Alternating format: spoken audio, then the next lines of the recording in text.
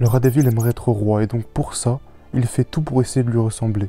Alors que du haut de son building, l'aigle le regarde et se rappelle comment lui, à l'époque où il n'était même pas encore roi, pensait déjà comme un roi, vivait déjà comme un roi et agissait comme un roi. C'est peut-être ça qui a fait la différence entre l'échec et les résultats des deux. Je vais te parler d'un homme qui est passé de vendeur de drogue à businessman multimillionnaire.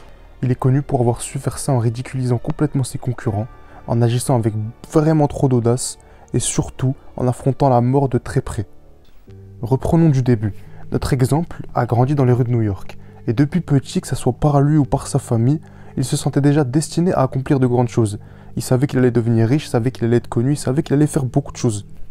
Mais malheureusement, le cadre de vie dans lequel il a évolué l'a rapidement fait tomber dans le business model commun pour les jeunes de son âge et surtout de son ethnie à l'époque, la vente de crack. Même si ça marchait vraiment bien pour lui, il a compris que s'il continuait dans ça, il allait finir soit mort, soit en prison. Et donc il a compris qu'il devait trouver une autre solution, un autre chemin, où il pouvait faire ça de manière légale. Et donc il s'est dirigé vers l'autre business model le plus répandu dans son environnement, la musique. Et comme pour la vente de drogue, le business se porte extrêmement bien. Ça marche vraiment bien pour lui. Pour quelqu'un qui sort de nulle part, que personne connaît, qui a aucune connaissance dans ce domaine et surtout qui connaît personne qui a déjà percé, il vient de nulle part et les gens entendent déjà parler de lui. Parce que dans son attitude, il agit comme s'il était déjà quelqu'un de bon dans ce domaine.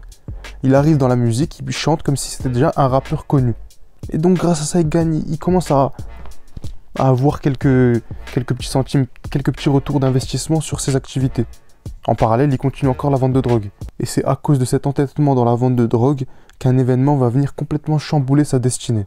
Une embrouille avec le mauvais rappeur, qui avait les mauvaises fréquentations qui ont entraîné de mauvaises conséquences. Malheureusement, une embrouille avec un simple rappeur, et sous sa tendance à être plutôt provocateur avec ses ennemis, a entraîné un guet-apens et 9 balles dans son corps. Malheureusement, une a traversé sa bouche, et donc à cause de ça, ça mettait en péril toute sa carrière dans la musique. Et donc là, il se passe deux choses. On a les personnes qui, depuis petit, ont vécu une enfance normale et jamais on leur a dit « T'es destiné à faire de grandes choses, tu vas réussir dans ta vie ». Quelqu'un de normal, comme tout le monde. Quand il se prend 9 balles dans le corps et une balle dans la bouche, quand ses carrières sont complètement mises en péril et qu'il n'y a plus aucun espoir sur l'avenir, ils abandonnent. Ils finissent soit dans un asile parce qu'ils sont devenus fous, soit ça devient des branleurs qui traînent dans leur canapé jusqu'à 30 ans chez leur mère. Mais c'est pas le cas de notre exemple. Comme je te l'ai dit, notre exemple depuis petit vit comme s'il avait une couronne posée sur sa tête. Et donc quand il se prend ses 9 balles, quand il voit que sa carrière est mise en péril, il va passer beaucoup plus de temps à réfléchir en termes de stratégie. Qu'est-ce qu'il va pouvoir faire pour se remettre de cet événement? Et c'est grâce à cet état d'esprit qu'il va trouver la stratégie qui fera complètement exploser sa progression. Cette stratégie, c'est ça que j'appelle la stratégie de la couronne. Alors même qu'il était inconnu sur toute la scène hip-hop, il va s'attaquer aux plus grands noms possibles. Jay-Z, Will Smith, Fat Joe, Punisher et des dizaines d'autres. Il va tous les attaquer un par un comme si lui aussi faisait partie des boss de ce domaine. Mais quel culot! Quelle audace! Il faut vraiment avoir une sacrée paire de couilles et une sacrée grosse confiance en soi pour s'attaquer à des grands comme si nous-mêmes on était encore plus grands qu'eux. Et c'est grâce à ça que son premier album va se vendre à 15 millions d'exemplaires dans le monde entier. Et c'est surtout grâce à la stratégie de la couronne qu'il va mettre en œuvre toute sa vie pour pouvoir perdurer là maintenant depuis plus de 20 ans en restant toujours aussi riche et toujours aussi célèbre qu'à l'époque. Les ingrédients secrets qui ont entraîné la réussite de 50 Cent, c'est cette audace et surtout cette surdose de confiance en soi. Et tout ça lui vient de son état d'esprit, tout ça lui vient de ce que les gens lui ont dit depuis qu'il est petit, qu'il était persuadé à 100% que dès le départ, il allait réussir tout ce qu'il fera dans sa vie. Et ça n'a pas raté, il a réussi tout ce qu'il a fait dans sa vie. C'est ça que je veux mettre dans ton cerveau, c'est cette stratégie que je veux que tu appliques. Et on va l'appeler la stratégie de la couronne. C'est quoi la stratégie de la couronne? La stratégie de la couronne, c'est une action de cause à effet. C'est un comportement de cause à effet. La cause, c'est comment tu vas te comporter. Si jamais tu te comportes comme un roi, si jamais tu te comportes comme quelqu'un digne de respect, automatiquement les gens te traiteront comme un roi et les gens te traiteront comme digne de respect. Dans mon exemple, 50 Cent, il se comportait comme s'il était déjà un boss du rap et il parlait au boss du rap comme s'il était au-dessus d'eux. Grâce à ça, ça lui a permis que Jay-Z lui a répondu en plein concert comme si c'était un rappeur que tout le monde connaissait. Et c'est grâce à ça que son premier album, il a pu avoir un petit coup de boost, même un gros coup de boost. La partie la plus importante de cette vidéo, c'est ce que je vais dire maintenant, c'est comment mettre en œuvre la stratégie de la couronne dans la vie de tous les jours. C'est simple, il faut que tu sois aussi exigeant que quand tu étais petit. Quand tu étais petit, tu faisais tout ce que tu voulais toi. Malheureusement, à force que le temps passe, à force que tu deviennes de plus en plus vieux, t'acceptes certaines contraintes, t'acceptes certaines limitations. Quand t'étais petit, tu voulais ces bonbons, on disait non, tu pouvais pas, tu pleurais, t'étais dégoûté, t'étais énervé. Tu faisais une crise. Je te demande pas de faire des crises, bon, t'as compris, tu fais pas l'enfant de 15 ans. Mais faut que t'aies les mêmes exigences dans ta tête. Que tu te demandes toujours plus que ce que tu penses que tu peux recevoir. Si on dit oui, toi, pour un mec comme toi t'as 20 ans, t'es tout petit, t'es moche, bah t'auras cette meuf-là. Non, toi tu vises le haut, le haut standing, le haut du podium. Parce que pour toi, t'es quelqu'un qui mérite le haut du podium. Et donc automatiquement, si t'as compris ce que c'était la stratégie de la couronne, tu vas recevoir le haut du podium. Quand t'es en négociation, et que tu te dis dans ta tête, tu mérites d'avoir le plus possible. Tu mérites toi d'avoir 51 et l'autre d'avoir 49%. Au lieu de négocier 50-50, trouve un compromis pour que les deux soient d'accord, mais que tes exigences elles soient respectées. Parce que t'es pas n'importe qui. Quand même. Je te demande de faire comme moi. Je reçois plein de commentaires, je reçois même des gens avec qui je traîne qui me disent pourquoi tu fais pas des vidéos comme ça, pourquoi tu fais pas des vidéos comme ça. Je suis qui moi pour faire des vidéos comme ça? On me dit, je sais pas, par exemple, faut que je trouve une idée de merde qu'on m'a donnée, je sais plus, jouer à la play. On me dit pourquoi tu joues pas, tu fais du gaming. J'ai que ça à faire moi. Je joue à la play, je me filme. Déjà je joue pas, de base je joue pas à la play. Pourquoi je me filmerais en train de jouer à la play? J'ai que ça à faire. Mes exigences elles sont un peu élevées parce que je me considère pas... je suis pas une merde, hein. Je me considère pas comme une merde. Et il y a plusieurs moyens de mettre en place la stratégie de la couronne. La première, c'est dans ta tête. C'est que dans la vie de tous les jours, tu te sens un peu au-dessus. Soit t'es la star, soit t'es le mec qui va devenir riche, soit t'es le mec qui est destiné à faire de grandes choses, soit t'es le mec qui est respecté, soit t'es le mec qui est fort, ce que tu veux. Tu trouveras, ça correspond à toi. Pour l'instant, je te fais comme moi en vrai. Qui fait ce que je fais? Personne.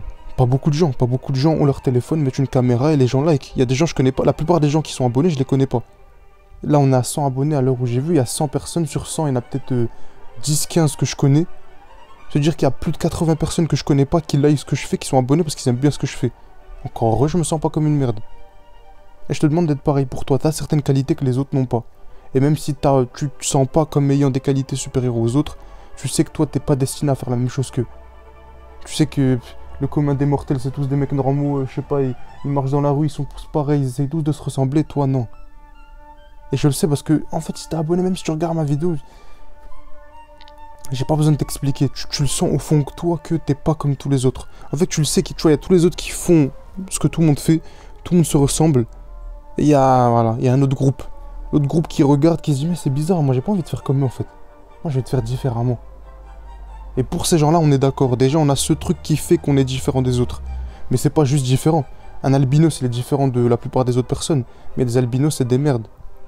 Au lieu de se sentir rejeté, on se sent un peu au-dessus. Comme l'aigle en haut du building. L'aigle en haut du building, il voit le rat en bas. Au lieu de recopier ce que fait le rat, essayer de ressembler à tous les rats pour avoir plein de rats autour de toi et t'as plein d'amis, c'est bon. Regarde un peu l'aigle, il est là-bas. Dis-toi un peu comment il fait, comment il traîne, ce qu'il fait dans la vie. Essaye de monter en haut de son bâtiment, tu te mets sur le toit, tu regardes en bas comme ça. Tu te mets d'en haut, tu regardes en bas. Et ensuite, il y a encore deux autres moyens. Le deuxième, c'est juste d'avoir des requêtes audacieuses. De porter ses couilles un peu. De demander des choses que la plupart des gens ne demanderaient pas.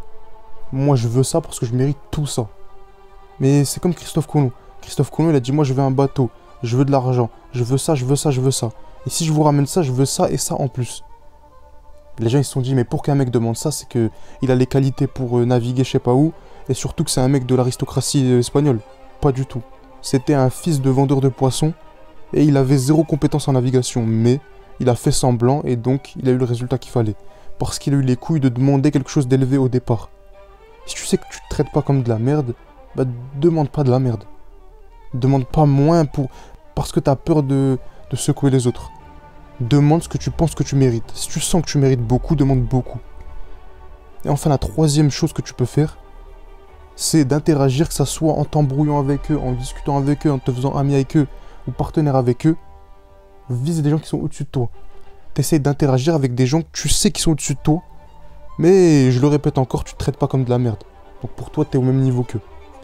C'est ce qu'a fait 50 Cent en s'attaquant directement au boss du rap, comme si lui aussi en était un. Et t'as bien vu où il en est aujourd'hui. T'écoutes même pas de rap américain, tu le connais.